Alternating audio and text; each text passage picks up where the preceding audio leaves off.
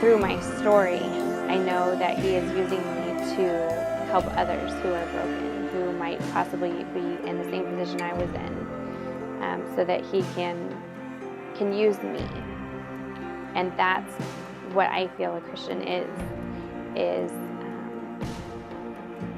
surrendering your life, allowing God to become your Savior, and allowing Him to use me to fulfill what He needs to get done to other people.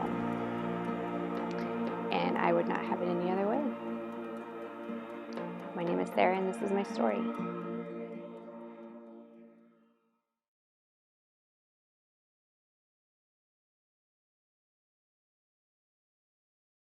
This is the first video that we will do for the Facebook page. I'm so sorry that it's taken this long, but we wanted to wait to tell some immediate family members face to face.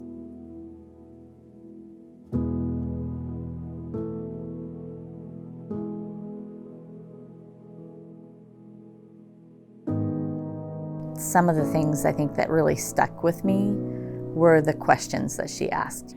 Those would be kind of the things that I would talk to her about, is like, how come you're not crying? Like, why aren't you upset about this? Like, I'm crying, and she's just like, God's got me. I wish I would have told her all of the ways that I admire her and all the things that I love about her more often.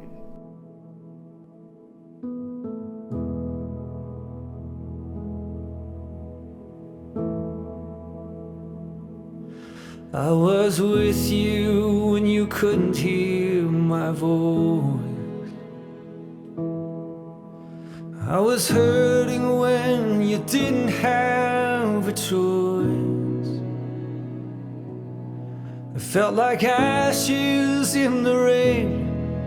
I saw you strong, you bore the pain. And all the while, my love, you were a child of mine. All the while, my love, you were a child of mine. I want to say thank you. That's what I want to do. I want to say thank you so much. Like, we've gotten, like, dude, it's insane. We have gotten cards from people that I don't even know, that are friends. Like, my grandparents, they had people from their church send me a card, like, telling me that they're praying for me. I've got like little gifts. I've got people sending me nutrition items, and then we've got people who, we have people that actually come and want to clean our house. And so a huge shout out to Lauren Elliott and her team that she has together that's coming and cleaning our house. It's such a blessing, huge blessing. We already have people, like tonight. It was so wonderful to come home and not have to worry about picking up the house, first of all, and then second of all, even dinner. Now, like, I understand, like, Doug does a lot. I'm a little spoiled. Like, my husband does all the cooking while I'm in school. And so, but at the same time, like, we didn't have to clean up after. Like, some Diana Bartel brought us some food tonight, and Diana, that chicken noodles was bomb. Like, it was so awesome, so awesome. It's hard to kind of pin down. There's so many, like, in the last few years, how much time we spent together, you know, either Marco Poloing back and forth, or in groups, or individually, or hours spent at the hospital or in her house or something like that. It's hard to say that I have one really fond memory, because they're all fond, you know, but like, one of the funniest memories I have is the first time I met Sarah, and I can't even remember honestly like what we were talking about, but the first time I met Sarah, we had this conversation. She and Doug were helping. We were doing a city group, and they were doing some childcare for us, and we were meeting at the old building. And in the conversation, I think we'd had a conversation about, like, buying a house or something before they bought their house. And she told me later, she's like, I didn't like you very much when I met you. You rubbed me the wrong way, and I didn't like you very much. But then later, we just had so much in common. I think that's one of the things that I loved about her most, is that she was so much like me, or like I wanted to be, or like I imagined myself to be. I was much less, self-assured at her age than I am, or I was much less self-assured when I was the age that Sarah was when I met her than she was. Like, she was all together, she had it together, she knew who she was, and blunt and sassy, and I loved being with her. What stuck out to me about Sarah the whole time I knew her was just how upfront and to the point she was about anything. And I think that's what drew me to her in the first place. I like that personality of, like, because I'm so shy and timid, I'm drawn to people who are more outspoken and like tell it how it is. And so I think that's why I was drawn to Sarah. And so in our friendship, she kind of led me through being single, because I was newly separated, newly divorced, and walking through that process. And she had been there before, and so she was a real help to me in showing me how I can express my emotions to God, like, and just lay it out to Him and tell Him like it is. And instead of this whole like timid way that I was used to from my upbringing. In my upbringing, you weren't really honest with God. You kept it, our Father, thank you for this, your will be done, which is how Sarah was, but she also wasn't afraid to say, God, I'm mad. Like, this isn't right. This isn't how it should be. But she also, with that, understood His character and that He was good, and that, His plan was best. So she did trust Him. But what stuck out to me the most was her complete honesty with God.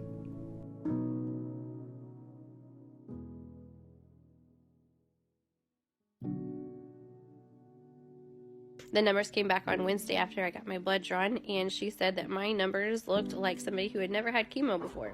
So that is super, super awesome. She did put me on a banana every day and a Gatorade every day because my electrolytes were a little down, and so was my sodium. But other than that, everything was great. And I only received one treatment this week, and so we were hoping that that would be really helpful for me this weekend, and it actually really was. I was able to get up and out and about on Saturday morning. We actually went to a place called Battle Boutique. So flipping awesome. And it is run by believers, which is really great, because I don't know if I could have tried on head wraps and gone to that place without other believers there to encourage and lift me up as I was doing it. But we did find a couple wraps to put on my head, as my hair is my head is starting to tingle, which means that is early signs of my hair is getting ready to be gone. There's a sweet baby. Say hi. He's not going to say hi. Oh. And so that leads me to my prayer for this week, is that I know it's going to be gone, and so what I would love for prayer, and that's what we're praying for here, is that we pray for that my hairs will stay and remain until Thursday, and then I think on Thursday night we're going to go ahead and, after chemo, is just go ahead and shave it off and just rip the Band-Aid off. And so the reason why I'm wanting for Thursday is because I have students Monday through Thursday this week, and then I have a teacher work day on Friday. And so all next week I also have spring break. And so I'm hoping that I can keep my hair all this week, and then just gradually work into being out in the open and public and things with a new look, because this is a big deal to me. And I know I've got lots of people speaking life into me to remind me that the Lord he knows every hair on my head, and that he also knows all of them that are going to be growing back after treatment. So I met Sarah at a boutique that's called Battle Boutique, and it's a boutique that I started after I went through my battle with breast cancer in 2016. And I have this amazing nonprofit boutique that offers items for cancer patients and also just other women going through treatment and different items for breast care, for follow-up care, wigs, and other items. So the way that I met Sarah was she had just gone to an oncology appointment, and her husband had received one of my cards for the boutique from her oncology appointment. And so she came into the boutique with her husband, and we were able to meet her and just get to know her and know what was going on with her diagnosis. And the one thing that she was really concerned about when she came in was her hair. And I just remember she was so beautiful, and her hair was obviously so beautiful too. And I know how much it was hurting her just to think about like what she was gonna look like without hair.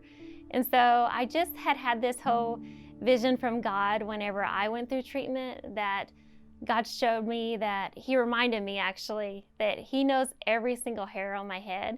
And so when I lost all my hair and I saw it in the trash can, I just was like in awe that, oh my goodness, God knows every single hair on my head, and that just came out of my head. And it just blew my mind that God knew every single hair. But then what was even more amazing was to know that when my hair was coming back in and I started seeing the little prickles come up, I was able to say, oh my goodness, God knows every single piece of hair that's coming back to my head. Like He already knew the ones that fell out, He knew the ones that are coming back in. And so I was able to share that with Sarah. And I just feel like it was such a sweet moment, because I feel like she was just reminded, and I pray that she was reminded of how beautiful she is and how known she was by the Lord, and especially now. Good afternoon. I am working outside right now. I decided that for my plan that I was going to go and work outside because it's absolutely beautiful out here. It's nice, and I've got some kids that are yelling in the background as they're on the playground, but I thought that I would do my video here, and since I didn't get one yesterday, so I did receive double treatment on Thursday, and it went fine. They put me on that new anti-nausea pill that helped that I took every night. So I took it Thursday night, Friday night, Saturday night, and Sunday night. So 4 days total. And now I'm off of that. So it just was supposed to help with the anti-nausea, because I was struggling a little bit more with the 2 than I was with the 1. The 1 is almost non-existent, so it's beautiful. But it helped me sleep. But man, did it help me. Like, it put me in a deep, deep sleep, to the point where when I woke up in the morning, I struggled a little bit just waking up. And so, but it worked. I didn't have to take anything all weekend long, just that 1 pill. The only catch this week was that Thursday when I went in to get my treatment, they said my white blood cell count was low, and so I received a shot on Friday to help boost those white blood cells, and it's come to be expected. As far as like my white blood cells being down, it's because chemo is actually killing everything, and so it's going to happen at some point. So they gave me a shot, and the good news about the shot is that it's supposed to help boost my white blood cells that fight infection, and so I received that Friday, and I'm going to get another one tomorrow. And there's supposed to be side effects with that, as with every medicine, and they said a very high percentage of people get very achy and aches and pains and like a headache and stuff, and I didn't get any of those, which was so awesome. So that was good. The shot is it's not giving me the nasty stuff, the side effects. And then the only other thing too is that I am starting to get a little metallic taste in my mouth, as they said it was a possibility. And I know that cold things help, and so like first thing in the morning after I brush my teeth, it feels like just kind of dry and chalky in my mouth, and then the metallic taste as well. So I have sweet friends at school here who gave us plastic utensils to use that I can just put in the dishwasher It's kind of funny because I think the other day Doug didn't realize it, but he gave Luke one of my spoons instead of one of Luke's spoons. So something that stayed really consistent with Sarah was her sense of humor, and even after her diagnosis, she was still making people laugh even through some really difficult conversations. Like, she would make us feel comfortable talking about these really difficult things because her faith was so strong that she just felt like she just had this joy about her even in these difficult things, that she could still have that sense of humor and hold on to that, you know, throughout that whole process. And I thought that was really, really amazing. You know, we have somebody that we just found out that has breast cancer too, and it kind of looks like the same as mine now. Bye! I feel, you're gonna say hi? I kind of feel, you're short stuff right now. I kind of feel that, you know, every breast cancer situation is completely different. And so, but I am able, like I was able to speak some life into them and share some of the scriptures that were given to me. And so just passing that along. Mommy. What? Maggie? Yeah, she's under the table. And so that's what, you know, that's what we talked about, is that, like, if this is what that's for, is to be able to, you know, that the Lord allowed this to happen, so that I can speak life into others who are going through this situation. Like, I'll do it all day long. I remember I was actually my room was right next to her, so right after she got the call, finding out that she had cancer, she told me pretty quickly after, and it was just kind of crazy because she, like, the way she processed it, I mean, she said she couldn't really think of anything else besides that, but then she was so calm, and her demeanor, I mean, like, you could tell she was concerned because she had just heard it, but she didn't seem really worried to me. Whereas I started crying because that's the kind of feeler I am, and those would be kind of the things that I would talk to her about, is like, how come you're not crying? Like, why aren't you upset about this? Like, I'm crying, and she's just like, God's got me. It's gonna be okay. If I were to be able to tell Sarah anything, I think at this point, and I feel like I do sometimes, honestly, anyway, like just randomly, but in any sort of, you know, I guess specific way, I guess it would just be thank you for helping us to all get through this. Like, I don't think we could have, one of the hardest parts of her passing was that she had comforted us through the whole process, but then couldn't comfort us once she had passed. But I appreciate her showing me, like, she's younger than me, and she's shown me how to be just a better mother, and how to just, like, the true meaning of being a mother in like the biblical sense. I just feel like she personified that, and I am so grateful to have been her friend and to have known her. I remember I saw the scan that said that she had cancer come back before any doctors had given her the chance. And I remember just such, like, heaviness on my heart, and just like in me there was just this sense of, like, darkness and sadness and anxiety for her and for telling her, because I wasn't sure what was going to happen. So what stuck out to me about Sarah, and Doug too, but mainly about Sarah, is when I first met her, she, like, lit up the entire room. You can tell her demeanor was just, she was just hopeful, full of energy, full of life. Even when I had to tell her the unfortunate news that her cancer had spread, it didn't seem like it fazed her at all. She was asleep and finally resting after a day full of pain. And so when the physician came to tell them the news, Doug heard first. And he went to her, and they woke her up, and he was there when they told her the news, and there was just this, like, peace. And that's what kind of stuck out to me. She was just full of life. Someone I usually you don't meet people like that in the hospital. You know, when you tell them, some people who already have cancer, and when you tell them it's spread, their demeanor is not like Sarah's. They're usually down and depressed. I mean, rightfully so. They're usually down in the dumps. But Sarah, what stuck out to me, she was just very hopeful. It didn't seem like it fazed her at all. and Doug too, he was fully supportive of everything. He didn't seem down hearing the news at all.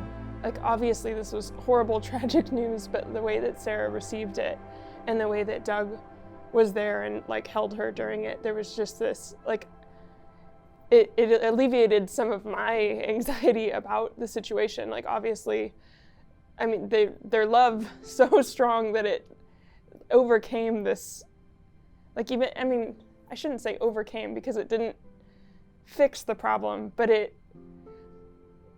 wrapped it up in like just love and peace, and took a frightening situation and made it something that was bearable.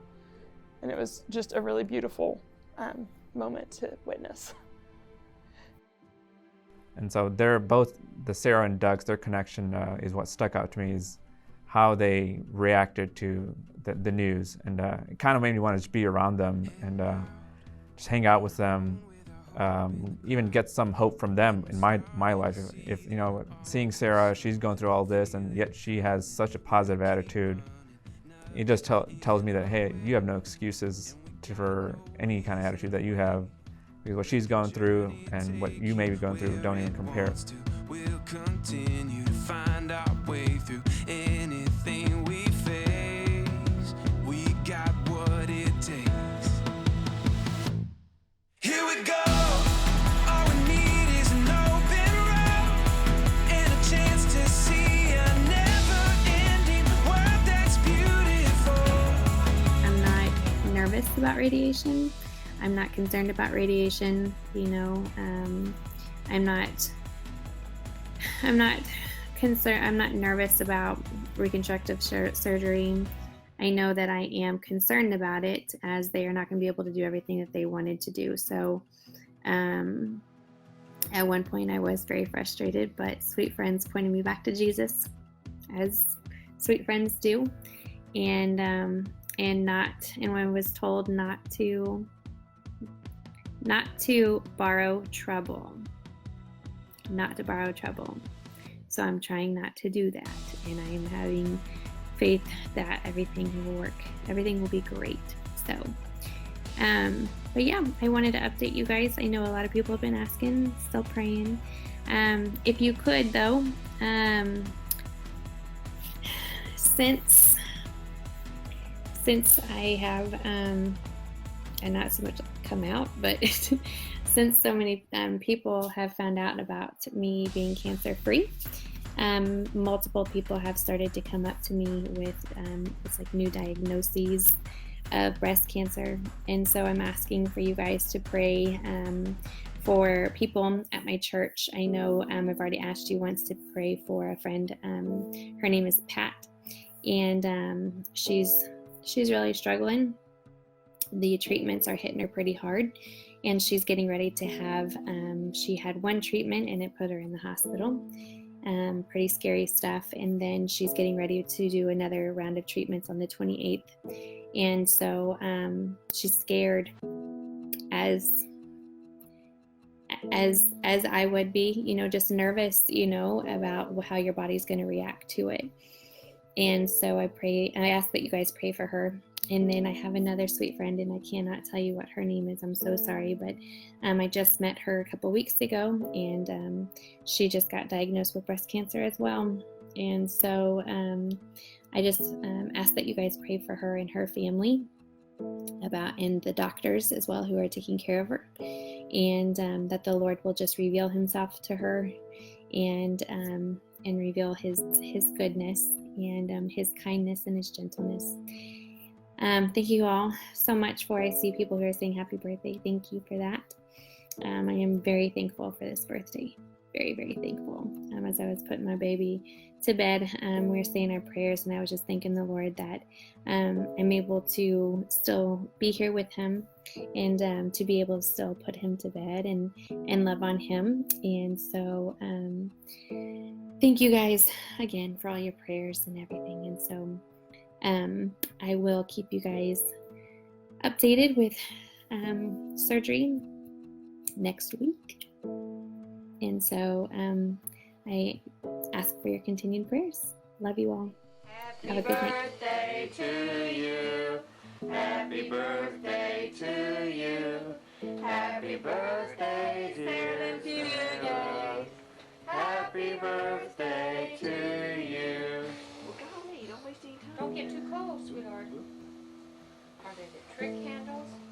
No. Surely Mommy wouldn't do that to you. Not this year. I did last year. Look at it.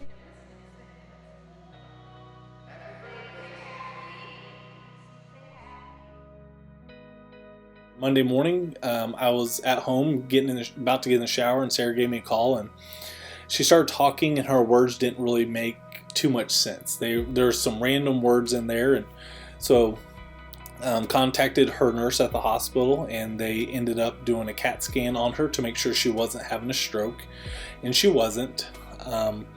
Then they ended up doing an MRI, and in that MRI, they did find a couple new spots of cancer on her brain. And so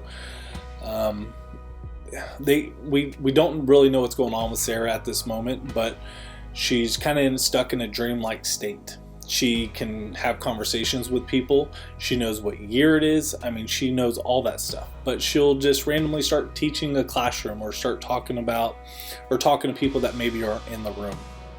And so, and she's still under a lot of pain.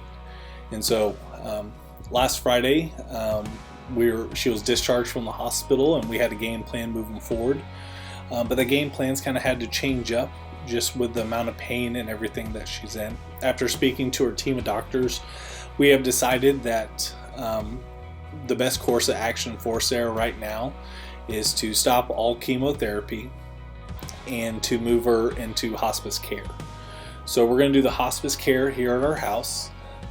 We're going to see how that works out, just all the boys and everything here.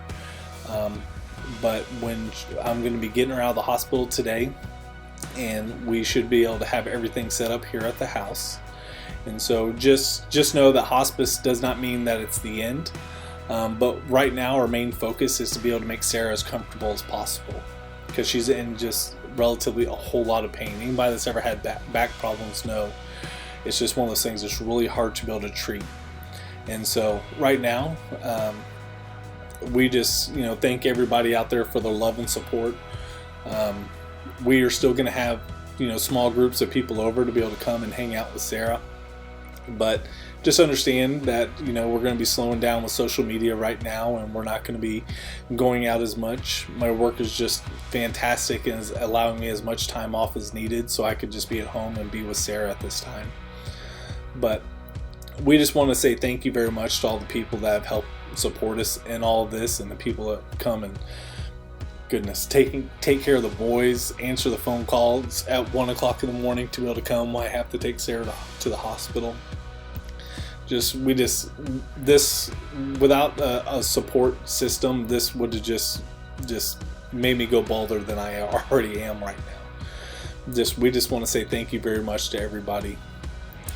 Sarah probably won't be returning any text or phone calls at this moment, but just know that I do read her all the texts that she does get, and she thanks you guys very much for those. But just to update on everything, so you guys have a good night.